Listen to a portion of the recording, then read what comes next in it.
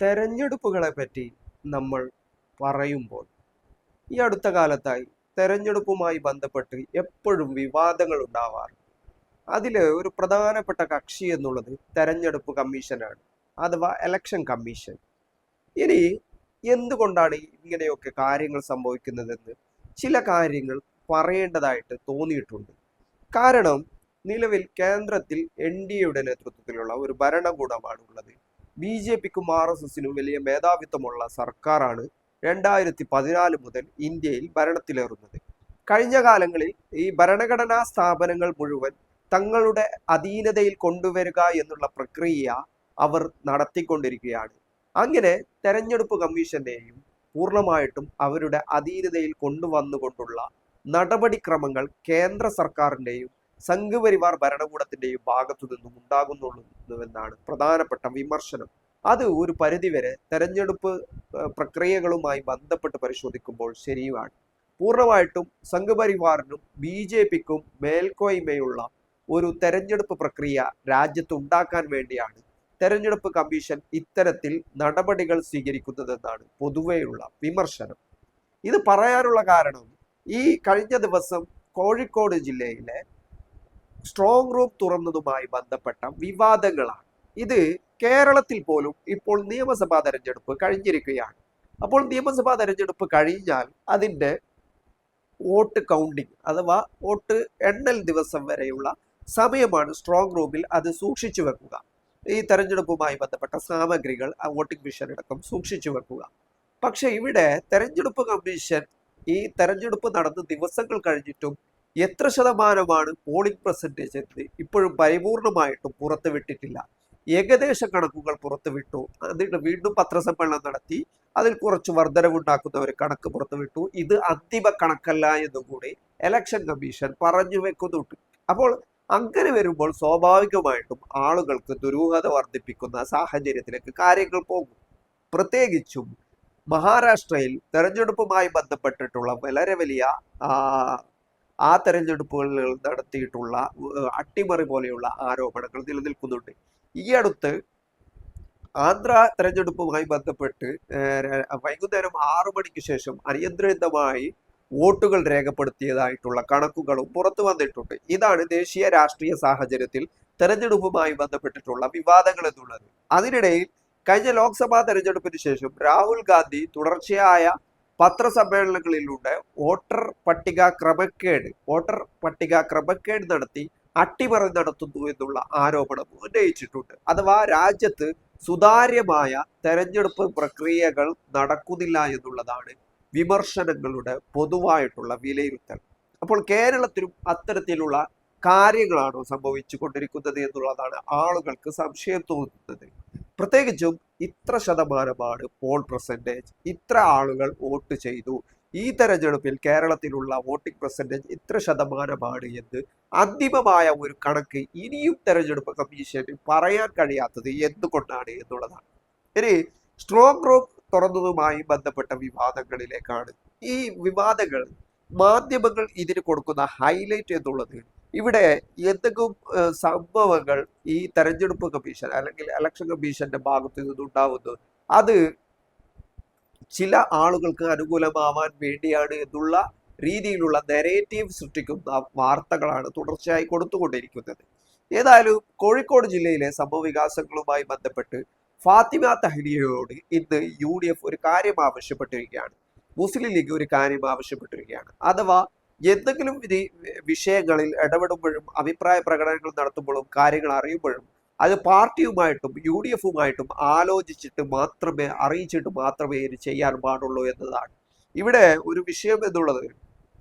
കോഴിക്കോട് ജില്ലയിൽ strong room തുറന്നു എന്നുള്ള വാർത്തകളാണ് ആദ്യം റിപ്പോർട്ട് ചെയ്യപ്പെട്ടത്. പക്ഷേ സ്ട്രോങ് റൂമിന് അടുത്തുള്ള മറ്റൊരു റൂമാണ് തുറന്നത് എന്ന് വ്യക്തമായ കാര്യമാണ് പിന്നീട്. അത് ഇലക്ഷന്റെ ഉദ്യോഗസ്ഥരുമായി ബന്ധപ്പെട്ട ചില ആവശ്യങ്ങൾക്ക് വേണ്ടിയാണ് എന്നുള്ളതാണ്. പക്ഷെ തൊട്ടടുത്ത റൂമാണെങ്കിൽ പോലും സ്വാഭാവികമായിട്ടും അവിടുത്തെ മത്സരിച്ചിട്ടുള്ള തെരഞ്ഞെടുപ്പിലെ സ്ഥാനാർത്ഥികളെയും അവരുടെ ഏജന്റുമാരെയും അറിയിക്കേണ്ടതുണ്ട്. 9 മണിക്കാണ് ഇത് തുറന്നതെന്ന് പറയുന്നു. പക്ഷേ 8 മണിക്ക് തന്നെ ഫാത്തിമ തഹ്ലിയയ്ക്ക് ഫോണിലൂടെ ഈ കാര്യം അറിയിച്ചിട്ടുണ്ട് എന്ന് പിന്നീട് തഹ്ലിയ തന്നെ വ്യക്തമാക്കുന്നുണ്ട്. അവരുടെ ഏജന്റും ആ സംഭവ സ്ഥലത്ത് എത്തിയിട്ടുണ്ട്. പക്ഷെ ഒരു ടൈം ഉണ്ടല്ലോ, 8 മണിക്ക് വിളിച്ച് 9 മണിക്ക് തുറക്കുന്നു എന്ന് പറയുന്നു, തൊട്ടടുത്ത റൂം തുറക്കുന്നു, അങ്ങനെ വിവാദങ്ങൾ ഉണ്ടാവുന്നു. ഈ ഒരു സാഹചര്യം എന്തുകൊണ്ടാണ് ഉണ്ടാവുന്നത് എന്നാണ് UDFന്റെ കോഴിക്കോട് ജില്ലാ കമ്മിറ്റി ഇതുമായി ബന്ധപ്പെട്ട് ഫാത്തിമ തഹ്ലിയോട് പറഞ്ഞത്. ഇലക്ഷൻ കമ്മീഷനുമായി ബന്ധപ്പെട്ട് എന്തെങ്കിലും നിർദ്ദേശങ്ങളോ കാര്യങ്ങളോ വന്നാൽ തങ്ങളെ അറിയിക്കാത്തത് തെറ്റായി പോയി എന്നതാണ്. അവിടെ UDFന്റെ ഭാഗത്തു നിന്നും പ്രതിഷേധങ്ങൾ ഉണ്ടാവുന്നു. LDF പ്രതിഷേധിക്കുന്നില്ല എന്ന് UDF ആരോപിക്കുന്നു. പക്ഷെ LDFന്റെയും ബൂത്ത് ഏജന്റുമാർ അവിടെ എത്തിയിട്ടുണ്ട് എന്ന് പിന്നീട് സ്ഥിരീകരിക്കപ്പെടുന്നുണ്ട്. എങ്കിൽ പോലും ഫാത്തിമ തഹ്ലിയെയും അവരുടെ ഏജന്റിനെയും ഈ കാര്യം തെരഞ്ഞെടുപ്പ് കമ്മീഷൻ തന്നെ അറിയിച്ചിട്ടുണ്ട് എന്ന് പിന്നീട് വ്യക്തമായതാണ്. അതുകൊണ്ട് തന്നെ UDFന്റെ അവിടുത്തെ പ്രതിഷേധം അത് സ്വല്പം കടന്ന കൈ, അല്ലെങ്കിൽ അത് യഥാർത്ഥത്തിൽ സംഭവിച്ചതിന് വിപരീതമായിട്ടുള്ള കാര്യങ്ങളാണ് ആ പ്രതിഷേധത്തിൽ ഉണ്ടായതെന്നാണ് പിന്നീട് വ്യക്തമായിട്ടുള്ള കാര്യം. അപ്പോൾ തെരഞ്ഞെടുപ്പ് കമ്മീഷൻ ഇത്തരത്തിൽ സ്ട്രോങ് റൂമിന്റെ തൊട്ടടുത്തുള്ള റൂം തുറക്കാമോ, അത്തരം കാര്യങ്ങൾ ചെയ്യാമോ, അത് അത്തരത്തിൽ തുറക്കേണ്ട ആവശ്യമുണ്ടോ, ഇതൊക്കെ മറ്റൊരു വിഷയമാണ്. പക്ഷെ ഇവിടെ ഒരു പുകമറ സൃഷ്ടിക്കപ്പെടുന്നുണ്ട് എന്നുള്ളത് ഒരു യാഥാർത്ഥ്യമാണ്. തെരഞ്ഞെടുപ്പിന്റെ ആദ്യം മുതൽ തന്നെ UDF LDFനെതിരെ BJP ഡീലാരോപണം കൊണ്ടുവരുന്നു. തെരഞ്ഞെടുപ്പ് കമ്മീഷനുമായി ബന്ധപ്പെട്ട വിവാദങ്ങൾ ഉണ്ടാകുന്നു. ഇപ്പോൾ കോഴിക്കോട് ജില്ലയിൽ ഇത്തരം കാര്യങ്ങളും സംഭവിക്കുന്നു. ഇത്തരം വിവാദങ്ങൾ വീണ്ടും ഉണ്ടാകുന്നു. പക്ഷെ UDF പൊതുവായിട്ട് LDFന് അനുകൂലമായിട്ടുള്ള നീക്കങ്ങൾ BJPയുടെ ഭാഗത്തു നിന്നും ഇലക്ഷൻ കമ്മീഷന്റെ ഭാഗത്തു നിന്നും ഉണ്ടാവുന്നു എന്നുള്ള ഒരു ആരോപണം അന്തരീക്ഷത്തിൽ ഉയർത്തിവിട്ടിരിക്കുകയാണ്. ഇത് തെരഞ്ഞെടുപ്പ് റിസൾട്ട് പൂർണ്ണമായിട്ടും LDF അനുകൂലമാവുകയും UDF ഉദ്ദേശിച്ചത് പോലെയുള്ള റിസൾട്ടുകൾ ഇല്ലാതിരിക്കുകയും UDF പറയുന്നത് പോലെയുള്ള ഭരണവിരുദ്ധ വികാരം ഇല്ലാതിരിക്കുകയും ചെയ്താൽ വീണ്ടും ഒരു ഭരണ തുടർച്ചയുണ്ടായാൽ ഇത് ഒരു ആയുധമാക്കി വിവാദമാക്കാനുള്ള സാധ്യത UDFനെ സംബന്ധിച്ചിടത്തോളം മുന്നിൽ കാണുന്നുണ്ട് എന്നാണ് മനസ്സിലാക്കാൻ കഴിയുന്നത്. അതുകൊണ്ടാണ് തുടർച്ചയായി ഇലക്ഷൻ കമ്മീഷനുമായി ബന്ധപ്പെട്ട ഇത്തരം വിവാദങ്ങൾ ഉണ്ടാവുന്നത്. ഇവിടെ നമ്മൾ മനസ്സിലാക്കേണ്ട മറ്റൊരു കാര്യം, രാഹുൽ ഗാന്ധി തുടർച്ചയായി ഇലക്ഷൻ കമ്മീഷനുമായി ബന്ധപ്പെട്ട് വിവാദങ്ങൾ ഉണ്ടാക്കുന്നു, അല്ലെങ്കിൽ അഭിപ്രായങ്ങൾ പറയുന്നു, തെരഞ്ഞെടുപ്പ് അട്ടിമറി ആരോപണം ഉയർത്തുന്നു. ഇന്ത്യയിലെ പ്രതിപക്ഷത്തിലുള്ള ഭൂരിഭാഗം പാർട്ടികളും ഈ ആരോപണത്തോട് യോജിച്ചു നിൽക്കുന്നു. പക്ഷെ തുടർന്ന് വീണ്ടും തെരഞ്ഞെടുപ്പിനെ നേരിടുന്നു, വീണ്ടും ആരോപണം ഉന്നയിക്കുന്നു, വീണ്ടും തെരഞ്ഞെടുപ്പിനെ നേരിടുന്നു. ഇതാണ് തുടർന്നു കൊണ്ടേയിരിക്കുന്ന പ്രക്രിയ. ഇനി കേരളത്തിലേക്ക് വന്നാൽ, കേരളത്തിൽ UDFും ഇത്തരത്തിലുള്ള ആരോപണങ്ങൾ ഉയർത്തിക്കൊണ്ടുവരുന്നു എന്നുള്ളതാണ് ഏറ്റവും പ്രധാനപ്പെട്ട വിഷയമായിട്ട് ഇപ്പോൾ സംഭവിച്ചിട്ടുള്ളത്. ഈ തെരഞ്ഞെടുപ്പിൽ തന്നെ ഇത്തരം വിവാദങ്ങൾ ഉണ്ടാവുന്നതും തുടർച്ചയായിട്ട് ഇലക്ഷൻ കമ്മീഷൻ സുതാര്യമല്ലാത്ത നടപടികൾ സ്വീകരിക്കുന്നു എന്നുള്ളതും അത് LDFന് അനുകൂലമാണ്, അല്ലെങ്കിൽ BJPക്ക് അനുകൂലമാക്കാൻ വേണ്ടിയാണ് എന്നൊക്കെ ആരോപിക്കുന്നത് UDF ആണ്. ഇവിടെ സ്ട്രോങ് റൂമിന് കാവലിരിക്കാൻ വൈറ്റ് ഗാർഡ് മുസ്ലിം ലീഗിന്റെ വോളണ്ടിയർ സംവിധാനമായ വൈറ്റ് ഗാർഡിനെ ഏൽപ്പിച്ചു എന്നാണ് പറയുന്നത്.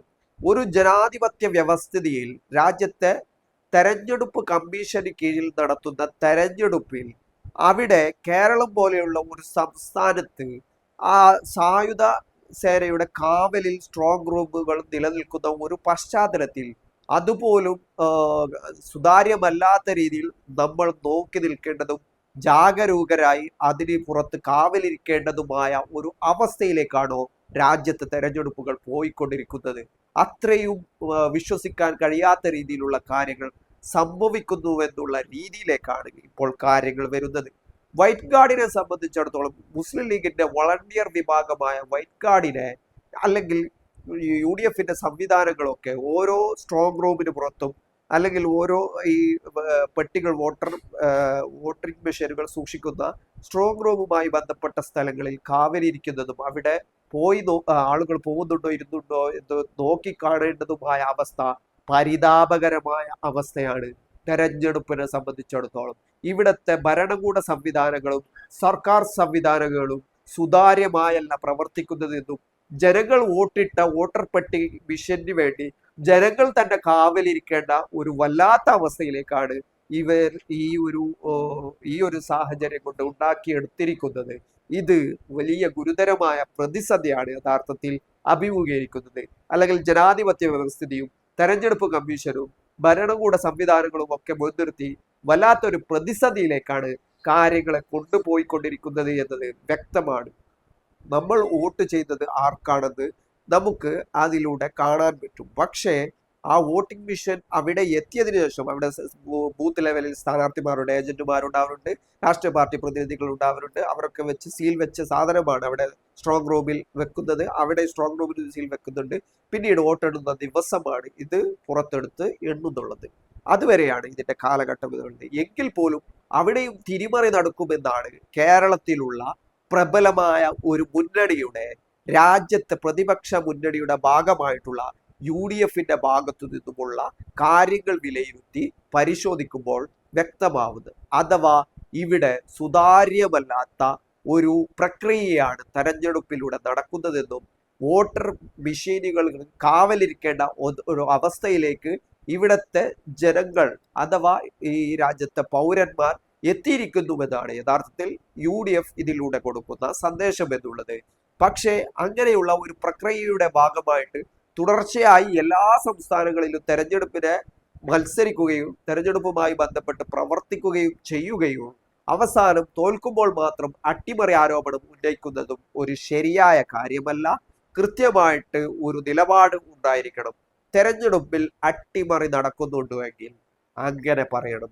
സ്ട്രോങ് റൂമുമായി ബന്ധപ്പെട്ട് സ്ട്രോങ് റൂമിൽ മെഷീനുകൾ മാറ്റി സ്ഥാപിക്കുന്നുണ്ടോ എന്നുള്ള അഭിപ്രായമുണ്ടെങ്കിൽ അങ്ങനെ പറയണം. ഇതിനൊക്കെ ഒരു പൊതുസമൂഹത്തിന് മുമ്പിൽ എല്ലാത്തിനും കാവലിരിക്കുക, അല്ലെങ്കിൽ സ്ട്രോങ് റൂമിന് പുറത്ത് നിൽക്കുക, ഇങ്ങനെ ഒരു പുകമറ സൃഷ്ടിച്ചത് കൊണ്ട്, അല്ലെങ്കിൽ ജനങ്ങൾക്കിടയിൽ സംശയമുണ്ടാക്കുന്ന നിലപാടുകൾ സ്വീകരിച്ചത് കൊണ്ട് പ്രത്യേകിച്ചിട്ട് കാര്യമൊന്നുമില്ല. അതിൽ രാഷ്ട്രീയപരമായ വിജയം നേടാൻ സാധ്യമല്ല. ഒരു നിലപാടുകൾ ഉയർത്തിപ്പിടിക്കുന്നുവെന്നെങ്കിൽ ഇവിടത്തെ സ്ട്രോങ് റൂമുകൾക്ക് കാവലിരിക്കേണ്ട സാഹചര്യത്തിൽ നിന്നും മാറിയിട്ട് സുതാര്യമായ തെരഞ്ഞെടുപ്പ് സംവിധാനത്തിലേക്ക് രാജ്യത്തെ കൊണ്ടുപോകാനുള്ള നടപടിക്രമങ്ങളും സമര പോരാട്ടങ്ങളും രാഷ്ട്രീയ നിലപാടുമാണ് UDF യഥാർത്ഥത്തിൽ സ്വീകരിക്കേണ്ടത്. അതല്ലാതെ രണ്ട് തരം നിലപാടുകൾ ഓരോ തെരഞ്ഞെടുപ്പിലും സ്വീകരിക്കേണ്ട ഒരു സാഹചര്യത്തിലേക്കല്ല കാര്യങ്ങളെ കൊണ്ടുപോകേണ്ടത് എന്നാണ് ഇതിനെപ്പറ്റി അത്യധികമായിട്ട് പറയാനുള്ളത്.